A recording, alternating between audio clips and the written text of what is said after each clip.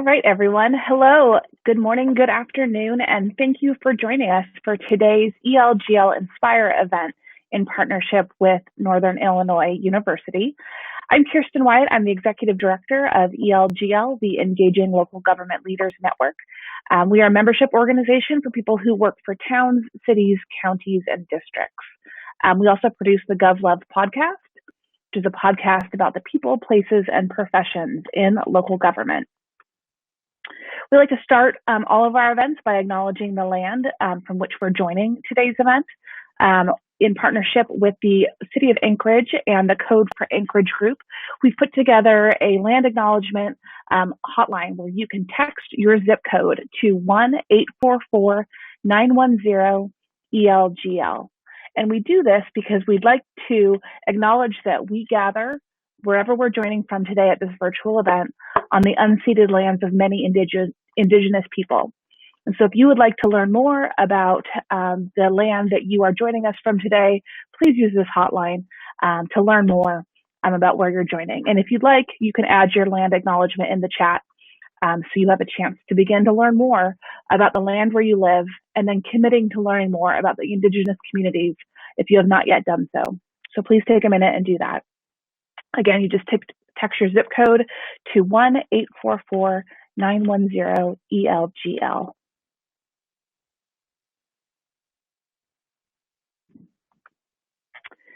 So today's event is called ELGL Inspire, and the reason we created these events is because we wanted to inspire students to consider careers working at the local government level.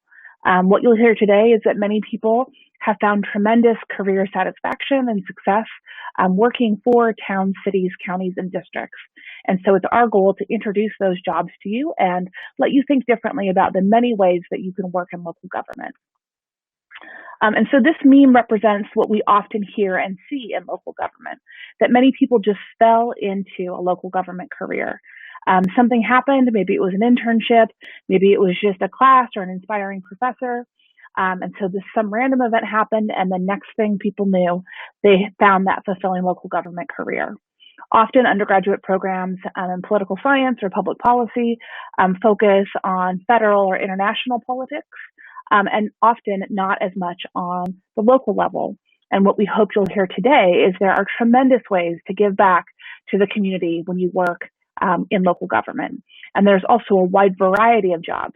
So there are many career paths you can take. And so regardless of what your degree program is today, there is likely a job for you that you will find fulfilling and rewarding, especially if you'd like to work in public service. So our goal at these events is to take that random event out of the equation. And so the story becomes, I pursued a local government career and not, I just fell into this by accident. So today, we are going to run a very swift first 45 minutes. We have 8 amazing speakers, and they are going to spend between 4 and 5 minutes giving you a very high-level overview of what they do every single day. And so we're going to start with Elizabeth talking about sustainability, and we're going to move right through this list one after another. And so I encourage you to listen to the speakers and hear what they're saying and think more about the work that they do, because in the second part of today, you'll head into small group discussions with those speakers, with those 8 speakers. And you can pick and choose which rooms you'd like to visit. You can bop into one and be in there for 10 minutes and then head over to another. But I really encourage you to think big about the careers that are possible and that you're going to hear about from our speakers today. And then use that time in those small group discussions to turn on your cameras and ask questions and learn more about the work that they do. And then at the end of today's event, we're going to have Chris and Kirsten and Nick talking to you about the realities of finding a local government job or internship. So you'll have the chance to ask them some questions and learn what it's like as you begin that career search. And so just quickly, housekeeping. When it's time to move into those small group discussions or move into that last panel discussion, you're going to go back to that agenda tab here in the conference app. You're just going to click on the title of the room you'd like to join, and you'll enter that much like you were in a conference hall walking into a real room, even though now we're doing this, of course, all virtually. So with that, I am going to turn it over to Elizabeth, and she is going to get us started with our first Quickfire presentation of the day. I've been in local government for 11 years. I've worked for 3 different municipalities, one of them twice. I have done almost everything that you can do outside of police. I've worked as clerical. I've worked as a property maintenance and housing inspector, an executive assistant for a village board of trustees, as well as their village president. I've worked for an outsourcing firm that took a building department procedures from a particular village, and I've also worked in public works. Currently, I am the administrative services coordinator for the city of Rolling Meadows. Title doesn't tell you a whole lot, but I do a little bit of everything. I am the planning assistant, zoning administrator.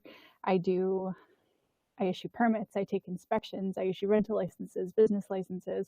I even do a little bit of IT around here. So I wear many hats within the context of my job here. A lot of what I do circles around customer service, working with our residents, businesses, and contractors to get them to where they need to be in order to be approved and to get their projects, keep them moving.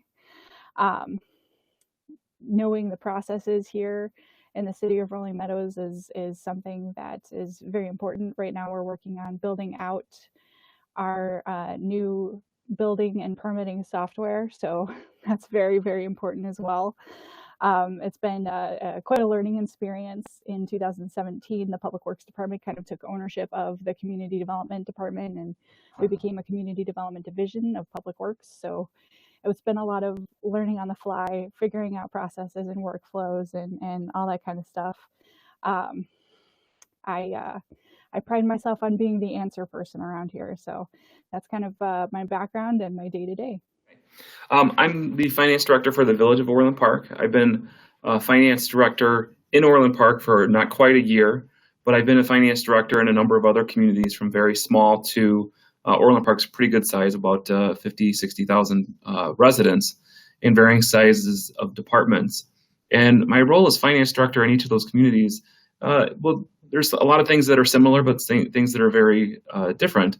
And when I've been in small communities, I was absolutely more hands-on, doing things like processing payroll when I needed to, or accounts payable, those types of things. But in my role now, well, first off, I'm not an accountant. I'm not a trained CPA. I don't have a CPA. I have a CPFO, which is a self-study program through the GFOA, Government Finance Officers Association. So I was really on the city manager track, and I fell into the finance director side of things when I was an assistant to the village manager responsible for finance, and found I really, really enjoyed that. So I did the self-study course. I talked to colleagues to learn more about finance. And I think you can be a good finance director because a lot of, when you're on the city manager track or without an accounting degree, if you've got the skills and abilities that are all about management. So I try to be a collaborator. I try to be a facilitator. Working with departments and people within my department and elected officials. I often say I'm a translator. I translate financial information and complex topics to those that don't have any financial background. So a lot of what I do is translating one language to another. Accountants speak to regular person speak.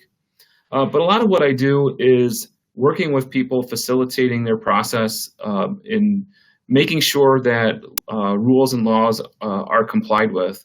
But I try to do it in a way that helps achieve their objectives, but also keeping in mind good internal control objectives, legal objectives and requirements, as well as accounting principles and things like that. So I spend a lot of my time working, trying to improve process. We're in beginning stages of an ERP implementation, and that is requiring a lot of process improvement. So I'm working with lots of different folks in the department and the organization to review what it is that we are doing, why we're doing it, and to try and find operational efficiencies, and actually just making decisions on whether or not we need to continue to do this or not do this anymore. So a lot of what I do is working with people, but the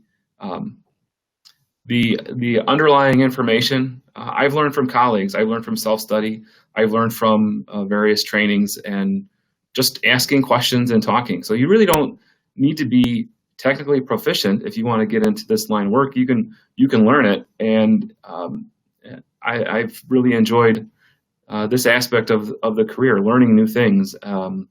Each and every day, something is new, something is different, and trying to come up with an overall philosophy on how to operate a government financially, and communicating that message to our colleagues within the organization, and spreading that message when it comes to our budgets and audits and all those things. We send that information out to the community. So that, in a nutshell, is how I perceive what I do on a daily basis. I love working in the finance department. I think it's a great way to be a supporter and a contributor. And what I really like about it is I support our frontline personnel, whether it's finance, of course, but our police officers, our public works employees, our parks and rec employees.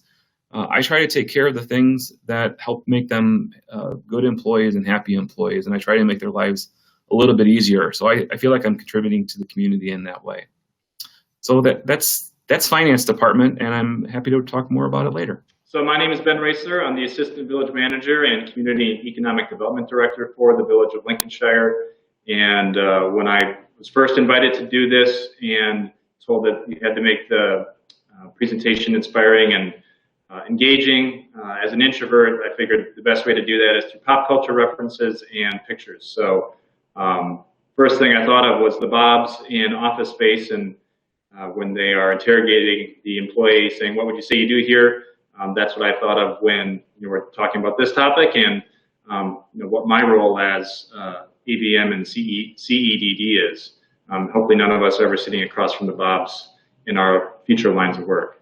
But like I said, it's a mouthful, my current title. So I have a dual role in assisting with day-to-day operations of the village, working side by side with the village manager and the three other department heads for the Village of Lincolnshire, overseeing a variety of village-wide initiatives and projects, and I'll touch on some of those later, but also directly overseeing a team of 5 in the Community Economic Development Department with the functions of planning, zoning, permitting, and code enforcement.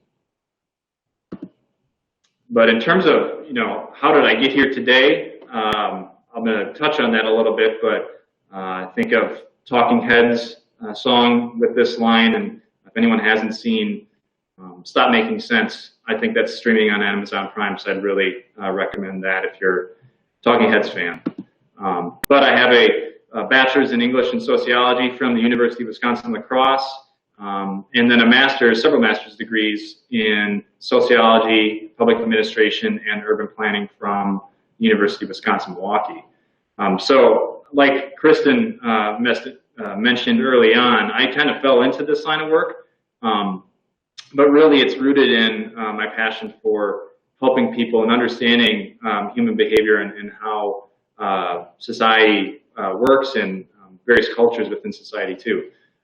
So a variety of internships and jobs led me to the position that I'm in today, and really the coursework that I think served as the foundation for some of my ability to be in this position right now is referenced on the screen. I think anyone that wants to be in local government should have an understanding of budgeting and how budgeting influences public policy.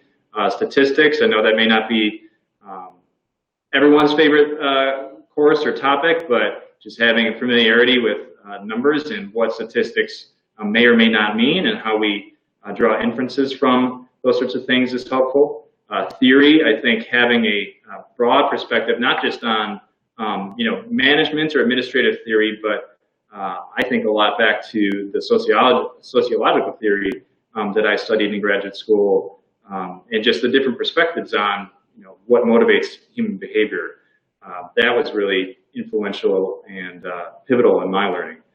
Public speaking, that is something that a lot of us are going to have to do when we are presenting to various commissions or boards. So the more that you can do that during your graduate coursework or undergraduate coursework, really relish those moments and take advantage of those. Do a lot of writing as well. I think it's important to be straightforward and direct with your audience in the written form. And with a liberal arts major, it's kind of a disadvantage sometimes that you're trying to fill space with more words just to get to the 15-page limit. But the more that you can say in fewer words is really what is helpful in local government communication. And then bike and pedestrian planning too, with my community development role, that's come in handy as well. But it's all kind of centered around and goes into and it feeds into the group projects that are where I learned the most during my coursework, because it's all about how you work as a team and become a member of the team and are able to help motivate some of those teammates that may not be pulling their weight from time to time. But in terms of on-the-job training, a lot of the stuff, like Kevin said, you can pick up on. You don't necessarily have to have the technical information or technical expertise to understand something. And so these are just some of the things that really struck home with me when I was in my early years in local government, but still referred to today. Getting comfortable with being uncomfortable, not knowing a particular subject or being the subject matter expert. Just have to be okay with that and be open to learning along the way. There's really no substitute for hard work either. So the more that you can invest in the time in a particular subject and maybe become the subject matter expert if you have to, putting in that hard work is helpful. Leading without authority was something that really stuck out to me too. You may not have the title or the backing of a title early on in your career to, I guess, influence a group of people or get them to go in a particular direction. So the more that you can lead without authority and have them or build relationships with people is a great way to do that. Time management is something we'll all have to perfect either in school or in work. We're pulled in a million different directions. So the more that you can be better at time management, the more successful you're going to be. Some of the hard skills, being a subject matter expert in some things is helpful, but it's not necessary either. And then volunteering, raising your hand for projects and opportunities to get involved with things you may not necessarily be able to is helpful as well. I can think of an example when I was a fellow for Lake County. My boss left about 6 months into my fellowship, and I took on some pretty high-level projects from the assistant county administrator, and that really springboarded me into a lot of different other opportunities and gave other administration staff the trust that I could handle some larger level projects. So not being afraid to raise your hand and volunteer is also something I'd recommend. In terms of what a normal day looks like for me, I'm not sure what a normal day means necessarily, but these are some of the things I can bank on most days. Being in meetings, some days are more full with meetings than others, but being able to manage those meetings and manage your time in between those is important. Troubleshooting a variety of issues, whether it's working with residents or businesses that are inquiring about what they could do with their property, or I'm also often put into the role of troubleshooting IT issues too. One-on-ones with direct reports or even my boss is something that always is part of my daily routine. So the more that you can build the relationships with the people you work with, and if you have the opportunity to build one-on-ones with your team, I would highly recommend it because you get to know them not only as professionals but as people, and develops a level of trust that will serve both of you well in your professional relationship. And then just finding time for projects too. So a couple of projects that I've worked on in my time with Lincolnshire, that top image is a 450,000 square foot recreational facility that is to be constructed. That's called the St. James. We're hoping that they break ground or open in 2024, I believe, is the year that they're shooting for. But a very, I think, monumental and transformative project for the village. And it was great to be a part of that and be part of the leadership team to see the approval of that project go through. Recreational cannabis is something that's very popular. It has been very popular in Illinois over the last couple of years, getting to research that topic and all the zoning components around it. Backyard chickens is also something I've gotten my hands into. And then the Village of Lincolnshire logo, we went through a significant rebranding project a couple of years ago, and I was able to lead that project, and I think the final product turned out pretty nicely. Image on the left there is a storm sewer grate, but currently I'm working on a storm sewer utility fee to pay for $21 million worth of capital projects over the next 10 years. And then the last, the image to the right there is our corporate center. And Lincolnshire, just to give you some context, is very reliant on business travel. We rely heavily on hotel taxes, room and admission taxes, I should say, food and beverage taxes, and with the decline in business travel over the last 13 months due to COVID-19, we're having to rethink what is the future of the corporate center and how do we repurpose or reuse some of these properties. And that's something that I'll be working on with a teammate of mine over the next 6 to 12 months as well. But what do I all do this for? I've got a couple pictures on the screen. Top left is my boss and I, so really the most important thing for me right now is to keep him happy, and he looks happy in that picture at least. But I think we've got a pretty solid professional relationship too. Showing up to work, wearing matching or nearly matching outfits, I think was a fun time for me. Former colleague of mine, and the image on the right with the public works guys, it's all about the relationships and the people in this line of work that really is critical for me. But then the community aspect is also if not more important. 4th of July festival that we put on each year, weren't able to do it last year, but looking forward to doing something again this year. And then trying to put together a holiday event this past year during COVID.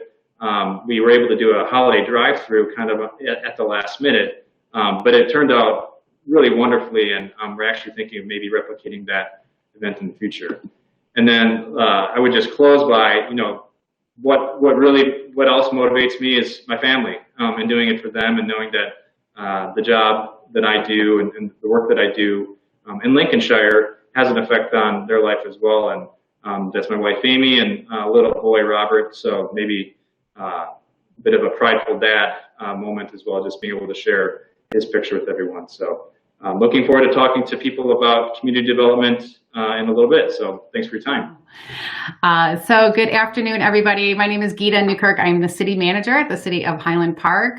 Special thanks to Kirsten for inviting me to be part of this distinguished panel. So I am celebrating 28 years in local government management this year. I've only worked in local government management in my professional career, and I absolutely love it. I have served in many positions and served 4 municipalities, but I absolutely love the work that we do.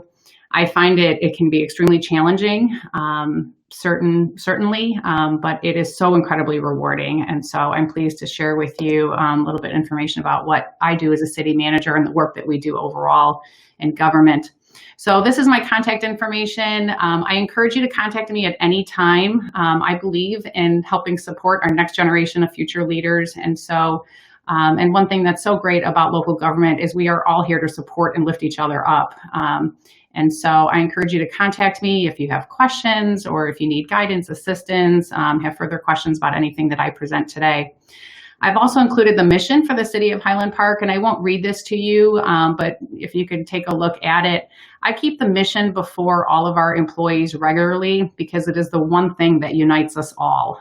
We are all here and we are all serving at the foundation of this mission. It's something that I review with the City Council every year, and making sure that it's still the policy direction that they want us to undertake. And certainly it changes year to year based on feedback from our staff, the public, the City Council.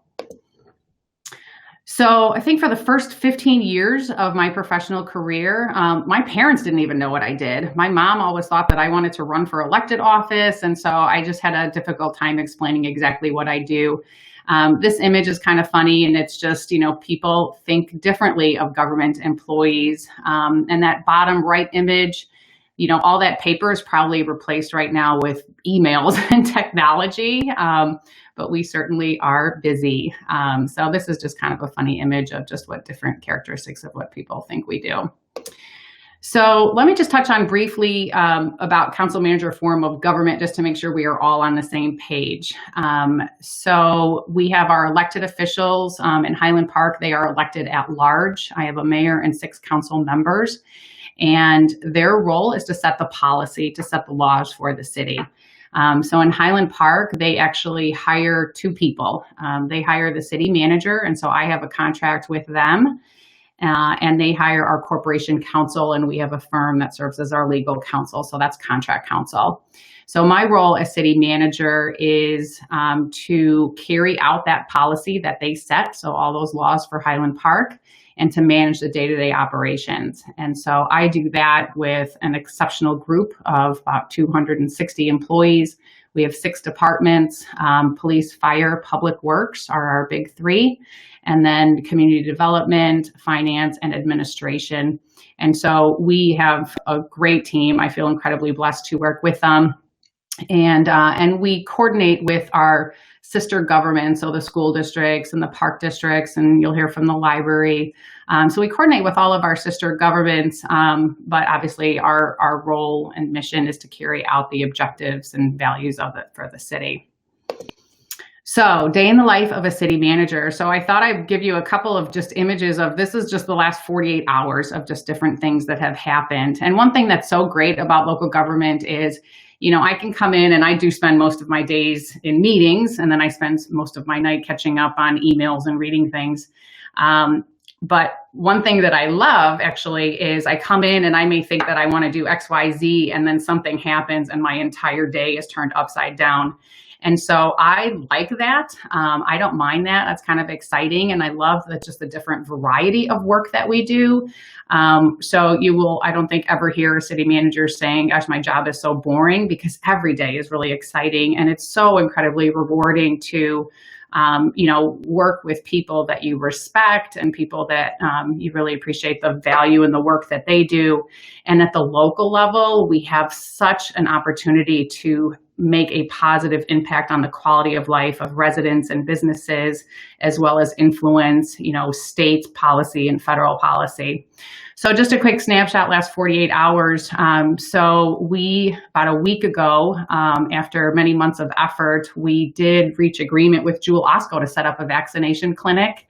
And so we got approval on Thursday for a vaccination clinic that was going to take place the following week, which was actually this week. And so Monday, we had to run a call center. We've never run a call center at the City of Highland Park, but we had an excellent team that was put into place. So I had our IT director figuring out how to run a call center and making sure we had enough lines.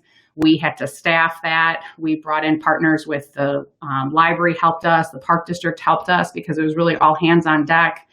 And so that call center was held Monday, and then yesterday was actually our vaccination clinic. So Jewel Osco actually did the vaccination, but we had to staff every aspect of it. So registration and the parking, and we had to have transportation for our low-income residents. And so that top left image there is our core team. So that's a team that kind of worked to put everything together. And then, of course, we had over 50 volunteers that helped, behind the scenes, making sure it was efficient and effective. So I left there at 5 o'clock. At 6:30, we had a regional flood mitigation meeting. And so that included our U.S. congressman, our state senator, state rep. We had 5 municipalities in our area, as well as the Lake County Stormwater Management Commission, Army Corps of Engineers. So various different governments coming together to work on this very important topic of mitigating floods in our community. And then yesterday, I got a call from our police chief that there was a live grenade that was found in what's called open lands. It's basically kind of like a forest preserve, but it's open land in our community. Fortunately, it was found by a veteran, and so he knew exactly not to touch it, and he knew to call the police department. We then contacted the bomb squad, had a perimeter that we established. Now, I'm not on site. I don't know how to detonate a bomb or, safely, certainly. But my role was really just to make sure that our police department has the right resources and has everything that they need to do their jobs effectively. And so they did self-detonate it. I have a video of it if anyone's interested in it. And so that was exciting, but thank goodness nobody got hurt. As a result of the election that we had earlier this week, I did spend 2 days ago contacting our newest elected officials and setting up orientation schedules with them and working on a clear and effective onboarding process with them, and they'll take their oaths of office in May. Very similar to Ben, we have exciting developments that are taking place in our community. So I'm working very closely with our community development staff, making sure that we have development agreements negotiated, that we've got everything prepared for city council final approval. And then after council approval, we work to make sure that everything gets put in place so they can get their permits and the construction could get underway for the revitalization of that specific project area. So this specific project is in our downtown district. So it's great to see some revitalization there. And then, top of it all, of course, why not add a fire to all that? And so we had a fire actually that we provide fire service to the city of Highwood, and they compensate us for that. So there was a fire in one of their buildings, and fortunately, again, no one got hurt in that. So that's just the last 48 hours. And often when there's someone that says that they're interested in local government, one thing that I invite them to do is to take a look at my calendar, just so they can get an idea of like who I'm meeting with and what exactly is happening. And that gives a good sense too of the different types of things that we're working on. So what exactly does it take? This is just a snapshot of, I think, the first top 10, and of course I'm an overachiever, so I have to give 11, but a couple of different things that I think it takes to to be in local government and to do it well. You've heard my colleagues that have spoken earlier today that you need to have the technical skill, obviously, to be able to do whatever job that you're applying for. But a lot of it is learned, and a lot of it is this interest in wanting to make a difference and this interest in public service. I often tell people when we're hiring professionals, sometimes we hire people for what they know and we fire them for who they are. So when we're hiring professionals, yes, we want to make sure that they have the technical acumen to be able to do the jobs effectively. But what we're really looking for is the character of the individual. And when I say the leadership, leadership doesn't come with position, it comes with passion. So what kind of passion are they bringing? Are they a team player? Are they going to be here and collaborate with people? And so those are really the professionals that we want on their team and on our team. And we can teach them the technical skill that they may not have because of experience. But again, we're looking for really the quality of the individual. And then these are 3 professional associations, so hopefully they look familiar to you. I do encourage people to get involved in the professional associations that many of us are members of. They've got great information, professional development training. And I think what I find so valuable is just the networks that we have, that we all work together. I love being able to call up a colleague in a neighboring community and ask, hey, how I'm going through this, how is it that you went through it? Or, hey, I noticed that you passed an ordinance, your board passed an ordinance on XYZ. Can I get a copy of that? Because we're looking at doing something else. So the shared information that we have in government is outstanding. I absolutely love it. And I know you're going to hear from a couple of other people later about, pursuing jobs and how to go about doing that. I cannot emphasize enough the importance of job shadowing. Whatever career position that you think you may be interested in. Job shadowing, I don't think there's any professional that would say, no, you can't job shadow me, unless it's, like in a medical field, obviously, where they're dealing with patients. But job shadowing gives someone a good opportunity to really get an inside scoop of kind of a glimpse of what that day is like. And then internship is kind of how I got to be where I am. I got an internship and it just opened my world up in terms of this very rewarding career that I absolutely love. And that is it for me. There's my contact information again. Please contact me if you have any other questions. So hi, my name is Jack Casconi. I am the administrative intern with the Village of Lincolnshire. So I work very closely with Ben. He's one of my supervisors and also someone that I work with every single day. A little bit about me. I've been with the Village of Lincolnshire for almost 2 years now as the administrative intern in the village manager's office. I am also attending Northern Illinois University's Master of Public Administration program. I'm happy to say that as long as this capstone paper goes the way that I am hoping it goes, I will be graduating this June, and then I'll be transitioning with the Village of Lincolnshire to the management analyst position.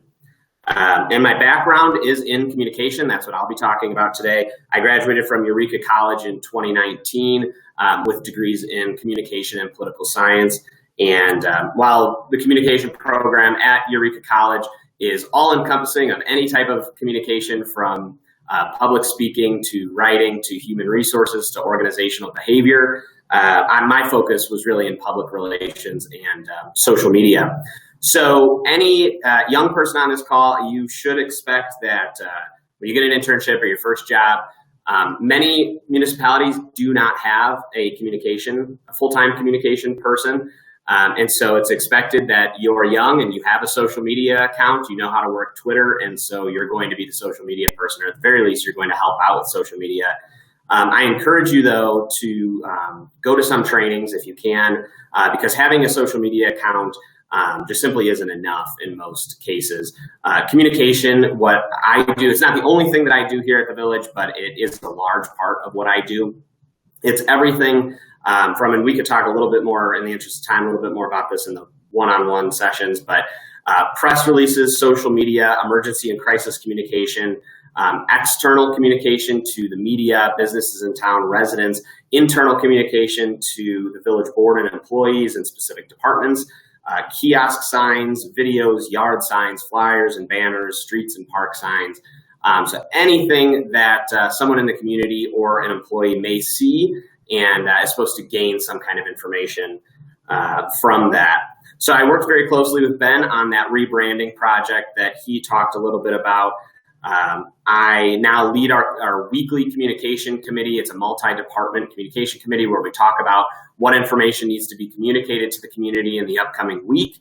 And many times the best planning in local government, kind of what Gita said, best planning in local government isn't exactly what happened, and things come up every single day, and maybe that plan gets shifted a little bit in order to accommodate whatever the emergency is for that day.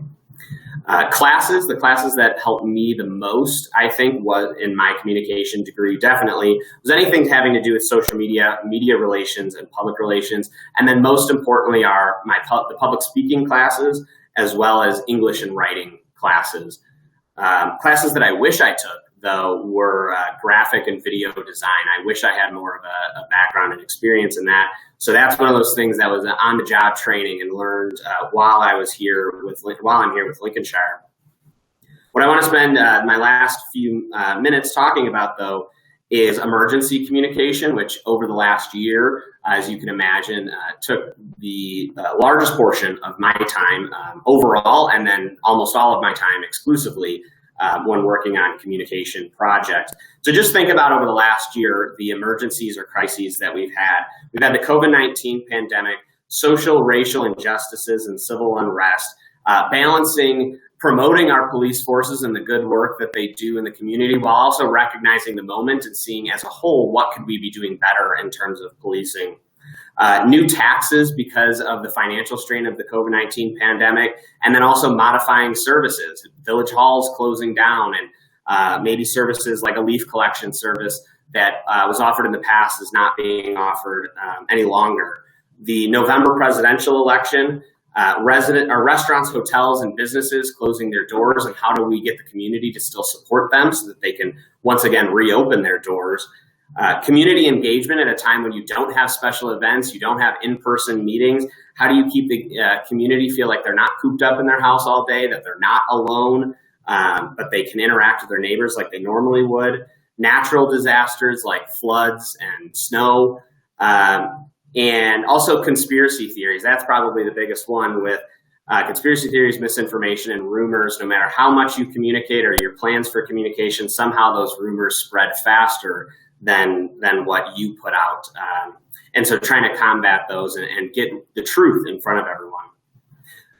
And so while communication is more, it's communicating the work that's already been done or that's about to do, many people look at the village, especially during the COVID-19 pandemic, what's the newest information? What do we do? And we simply, a lot of times, didn't have that information. And so it's how do we communicate effectively? How do we, to garner trust, but also saying that we simply don't have this information at the time. So one of the things that I'm looking forward to that I enjoy most about this communication role is how it will set me up for whatever role is next after management analyst. As a young person in the profession, I don't know a lot. I didn't know a lot, at least, about budgeting and public works and police operations, but I had to learn very quickly. And not only was I able to complete projects in each of those departments, but I was able to, through my communication role, a lot of local government people like to talk in the jargon or like to talk in the terms that local governments use, and those terms just simply aren't easy to understand by the general public. And so a big part of my role was taking those police terms or taking those public works terms or community development terms and making them so that they're easily understandable to the general public, which then also helped me understand those terms and me understand the policies and practices in each of these departments. So it was a dual learning role, which will only help me in the future as I move on to new roles and into management roles as well. So I'll close with this, and I'm happy to talk about more of this in detail in those one-on-one sessions. I'll close with one of my favorite quotes from Parks and Rec, and if you haven't seen Parks and Rec, you definitely should. It's from Leslie Knope, and it's in one of the very first episodes. She says, "What I hear when I'm being yelled at is people caring loudly at me." And I think it's really important, especially the customer service side of local government, to understand that it's very difficult for people to just choose a new village to live in. It's a lot of logistics and moving out of the village. So oftentimes they don't have that choice. And so how can we serve the public in the best way possible? How can we communicate in the best way possible? And understand that when residents or businesses are frustrated and they may be yelling at us or they may be voicing their opinion, understanding that it is really coming from their point of view, it's coming from a place of caring, that this is where they live, this is where their family is growing up. And we need to do the best thing that we can to give them the most accurate information that we can. So like I said, I'm happy to discuss this further with anyone interested, and thank you for the time. Hi, my name is Jason Blumenthal. I serve as the Policy and Program Manager for DuPage County. Been here for about 5 months now. Kind of started my career, went to Bradley University, got a double majored in political science and economics.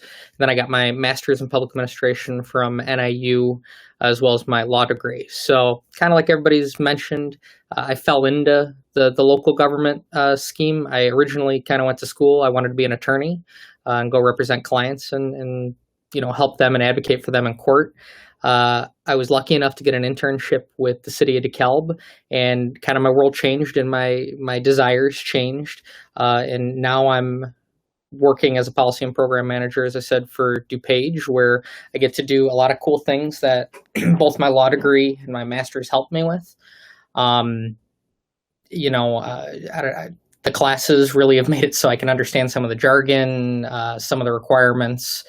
You'll hear at points a home rule municipality versus a non-home rule, and that's kind of something that I learned a lot more in law school than I did with anything else. So kind of weird history in that sense. I also serve of counsel with a law firm on the side, so I get to still help clients and do advocate like I wanted to do, but I get to actually help people in government.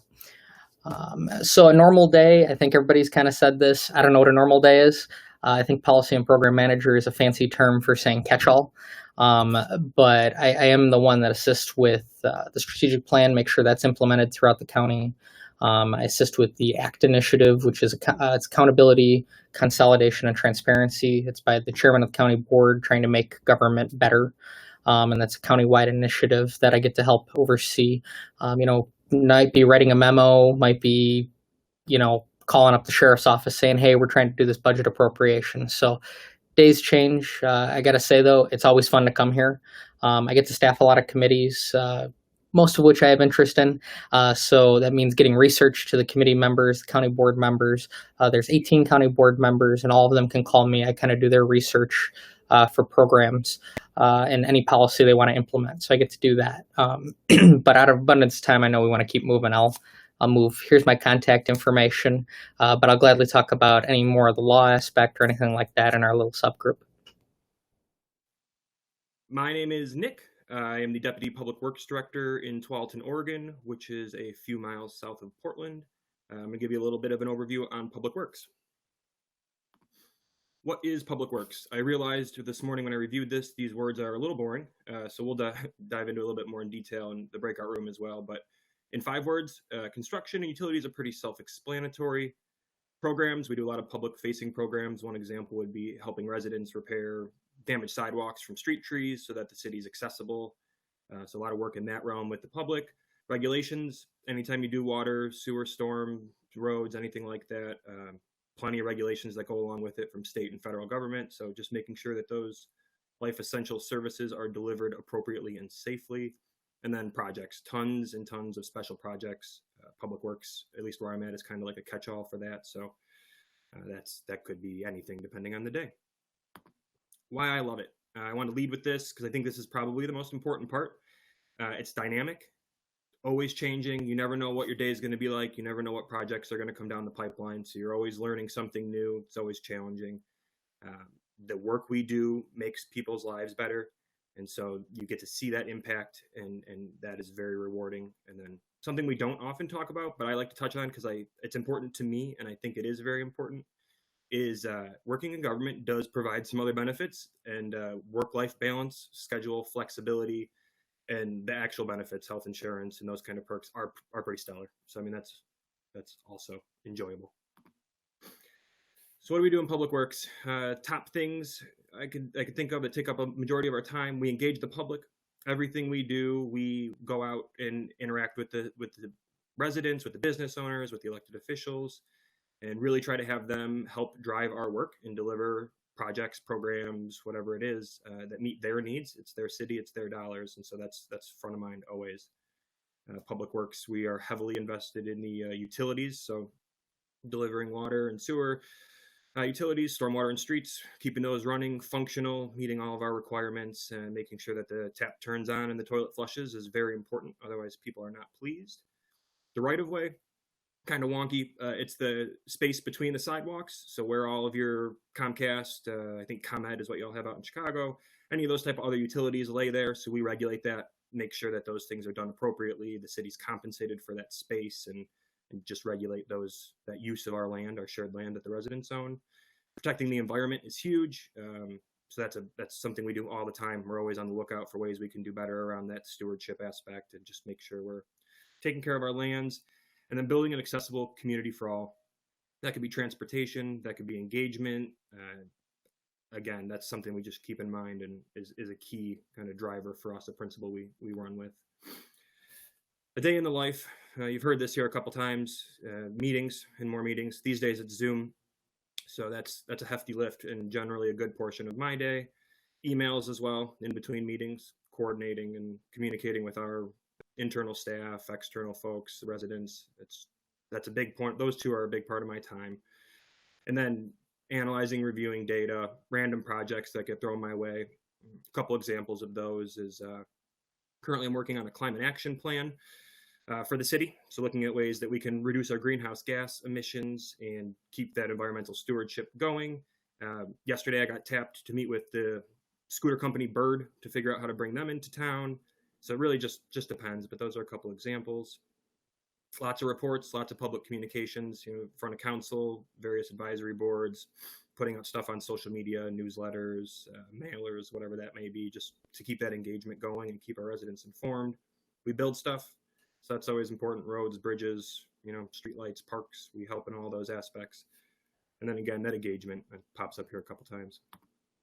I think this is important, the good and the bad.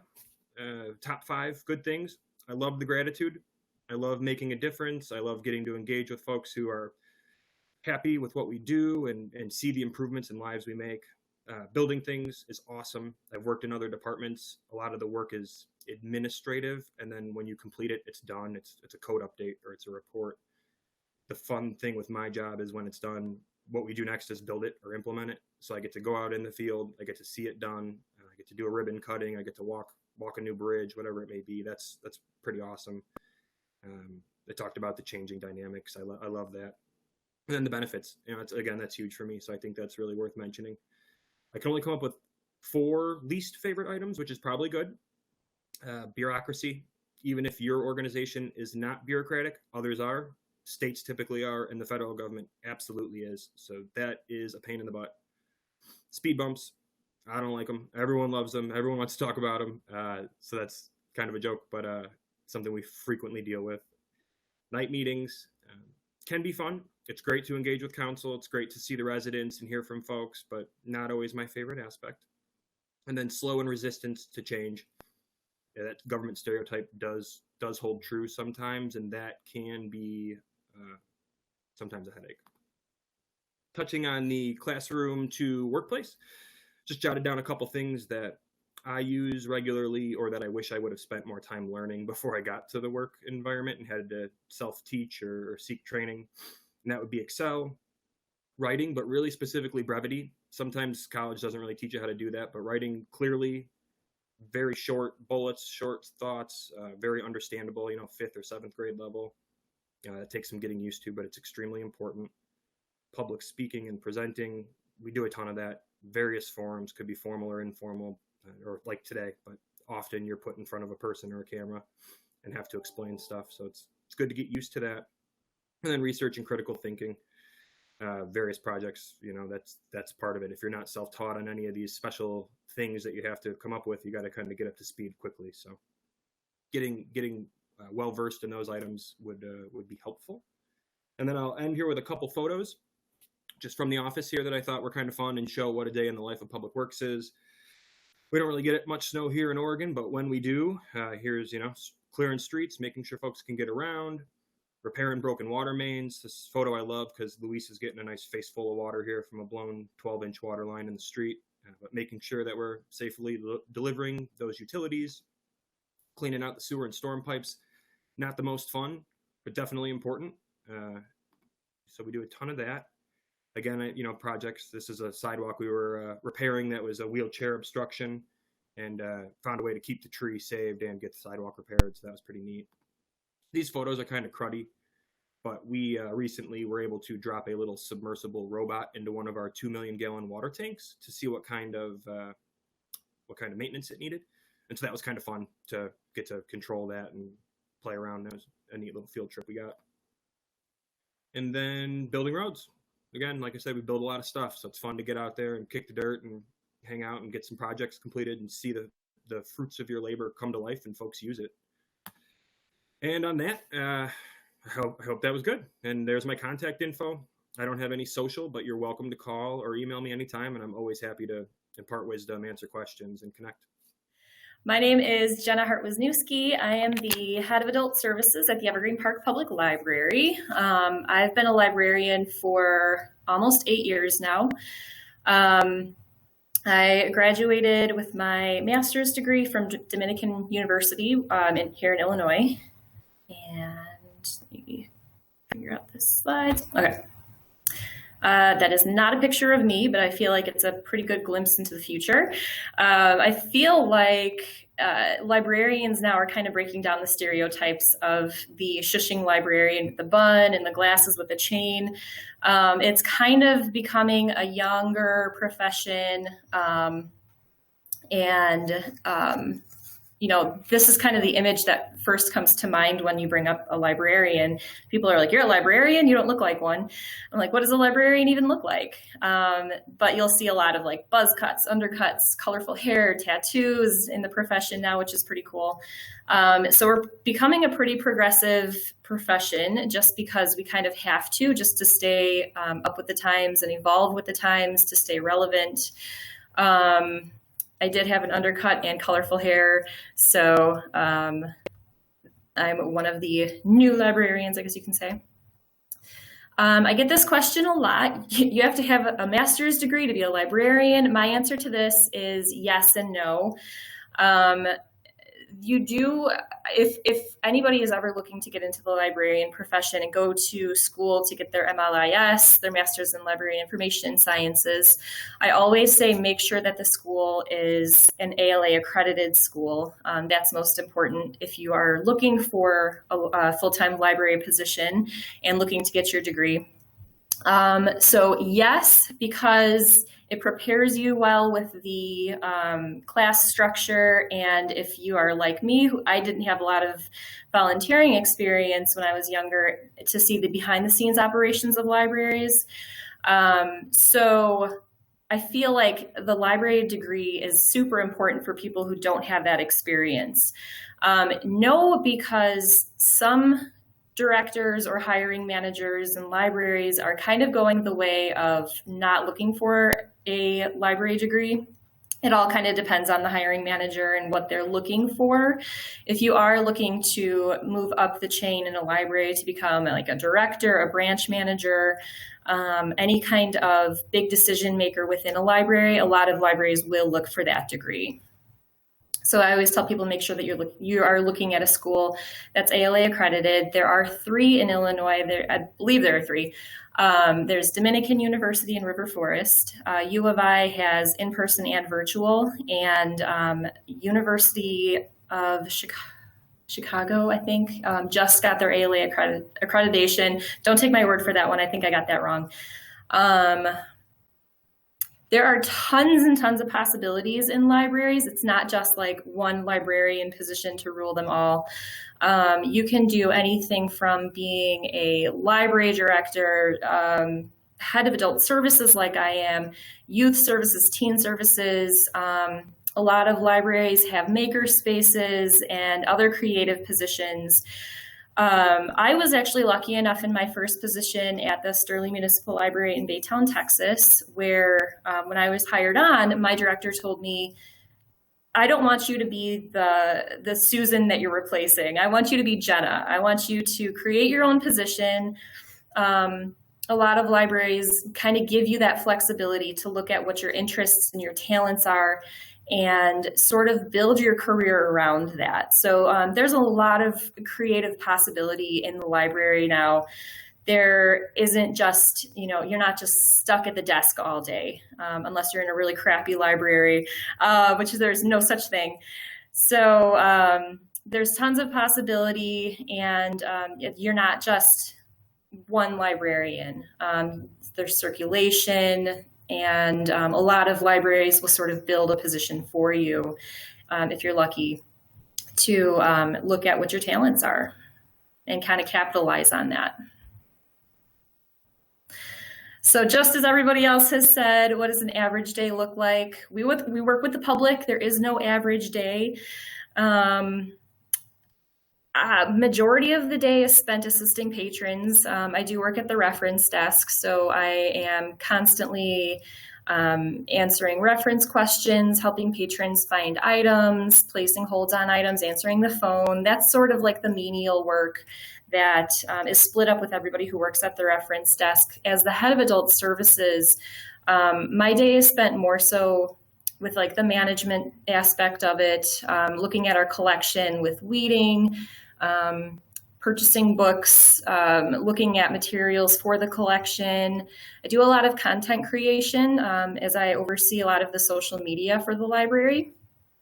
So if you look at our Instagram page or our Facebook page, we do a lot of really fun videos. A lot of our stuff is virtual right now. We don't have in-person programming because of COVID, obviously. But we do a lot of virtual videos where we'll do tutorials or learning things. We do story times online. We do engaging videos just to kind of keep people's interests. A lot of book talks to kind of talk about our collection and get people interested in finding a new book, finding a new genre, and planning is a huge, huge part of our job. We're constantly thinking about what's coming up. So we have been planning summer reading ever since November and December. So we spent all winter planning our summer reading program. We always look at any big national holidays, stuff like,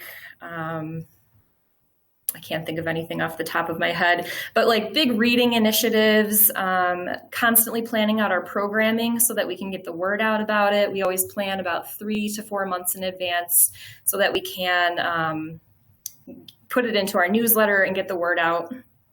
Probably 0.1% of my day is spent reading.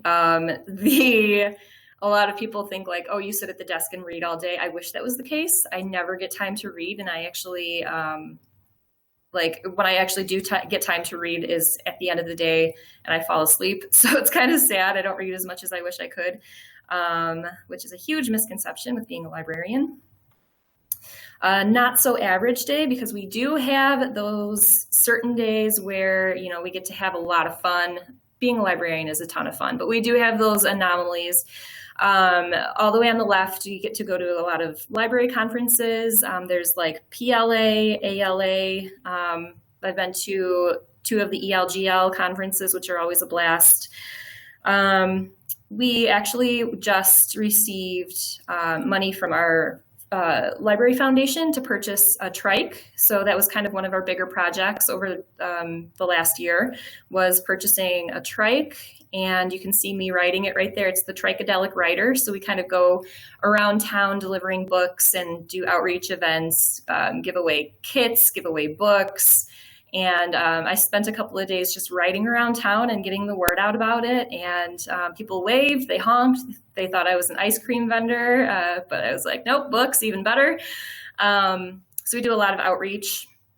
Occasionally I will go to older adults' homes to deliver items, or we have tablets for older adults because, there is a big gap with technology. And so we have tablets that we let them borrow for 4 weeks. So I'll go deliver those to their houses and kind of get them set up and teach them how to use Zoom. The newspaper is actually from my very first week at my very first job. I went to a school outreach event and read a story to kids, which was exciting. I had no idea what I was doing. We have big programs. We do fundraisers, which are few and far between, especially the bigger events. We did a sip and sample event before COVID, and where we had people in the library after hours where they could buy wine and get food, and it was a blast. It was a big fundraiser for our foundation. Also, this is National Library Week. So we've kind of been celebrating all week long, celebrating our staff and all of the services that we do. And of course, I had to throw in a Leslie Knope slide here because she hates libraries. But how can you hate libraries? And this is my contact information. And I have a video over here I don't think it's going to play, but that's okay. If you go to our social media page, you'll see a lot of stuff. But, when I got into librarianship, I didn't think anything of local government at all. I never wanted to have anything to do with government, period. But since I started my first job at Sterling Municipal Library in Texas, we were really thrown in, and all of the different departments were really close and cohesive, and we worked really closely with each other. And it was really eye-opening to see everything that the other departments do, and having that opportunity to work so closely together with everybody. It's a lot of fun. And I wouldn't look back. I never want to leave the library, and I always want to work in a library that works closely with other departments. We're probably coming up on time. But I look forward. I can tell you everything else that you want to know in the one-on-one sessions, because I can talk all day about being a librarian. So I'll leave it right there. Wonderful, and thank you to all of our speakers for bringing so much passion and excitement to your presentations. We did run a little over on time, but again, it's hard to hold back some of the enthusiasm that our speakers share about their careers. So now, I'd like you to head over to that agenda page for today's event. You'll see the rooms are broken out by the individual speakers you heard from. Please try to visit 2, maybe even 3 rooms. We have until 12:30, or sorry, 2:30 your time. And so please try to bop in, get a chance to know some folks. These are great ways for you to ask some specific questions outside of this larger group. And then we will be back here at 2:30 for our final panel on finding a local government job. So head over to the agenda and have fun. I'm getting to know more people in the small group discussions. Thank you.